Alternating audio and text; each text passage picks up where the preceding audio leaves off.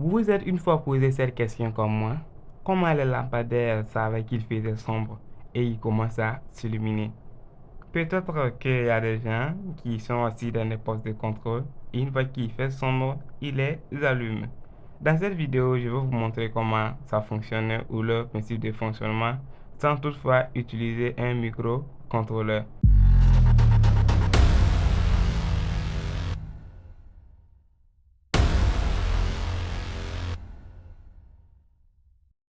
J'ai fait une vidéo récente sur les amplificateurs opérationnels. Aujourd'hui, nous allons voir une application qui est le comparateur. On va comparer deux tensions et activer un relais ou un système. Voici les différents brochages de l'amplificateur opérationnel qu'on va utiliser aujourd'hui. Il s'agit du LM741 ou MUA 741. On a les différents brochages négatifs et positifs et notre alimentation moins VCC, mais on va utiliser la référence 0 V. Et la pin 5 est offset. 6, on a la sortie et notre alimentation est le 7. NC qui veut dire non connecté, dernière broche. Et voilà LM741.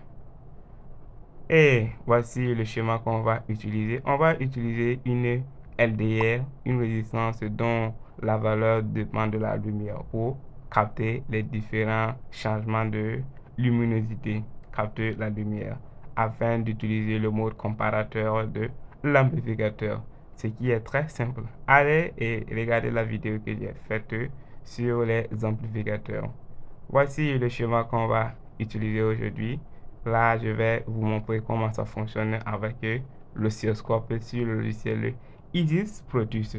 Comme rappel, le bleu est la tension de référence, le jaune est la tension qui va varier en fonction de la lumière et le rouge est la tension de sortie, celui qui va commiter notre système.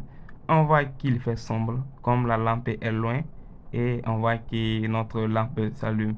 Mais une fois qu'il va faire jour, je vais modifier la valeur du LDR. Je vais approcher. Une fois que le jaune va dépasser le bleu, la tension des références, là, on a le relais qui bascule. Le relais qui bascule et la lumière s'éteint normalement.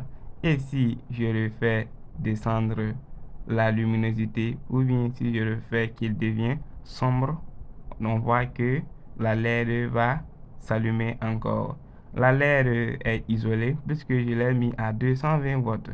C'est isolé des trucs, des 9 volts de l'alimentation pour, vous voyez qu'il est très bien que les lampes utilisent des hautes puissances.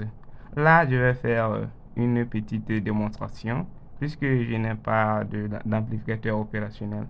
Je vais utiliser un breadboard avec une LED, un transistor MOSFET, canal P pour faire la simulation. Vous allez voir les différents composants. Je l'ai mis là. Donc, aussi, j'ai fait une vidéo sur comment utiliser les transistors MOSFET que vous pouvez aller voir. Le schéma est très simple. Vous pouvez réaliser vous-même avec un petit breadboard. Voici, on va remplacer la LDR par un potentiomètre puisque le logiciel de simulation n'a pas une LDR. On va remplacer la LDR par un potentiomètre. On va activer la simulation. On va régler notre power supply à 9 volts. Après le réglage, nous allons mettre la source à la masse et on voit très bien que notre LED s'allume. Et si je valide la résistance du potentiomètre, on voit que la LED s'allume et s'éteint. C'est le fonctionnement comme ça. Si vous avez aimé la vidéo, n'hésitez pas à me donner un like, faites un commentaire afin que l'algorithme de YouTube suggère la vidéo à d'autres passionnés de l'électronique. Et aussi, vous pouvez aller sur ma chaîne, il y a d'autres vidéos très intéressantes en électronique. Restez créatifs et on se retrouve à bientôt pour des prochaines vidéos d'électronique. Ciao, ciao, ciao. Tronic Hack, on est ensemble. Merci.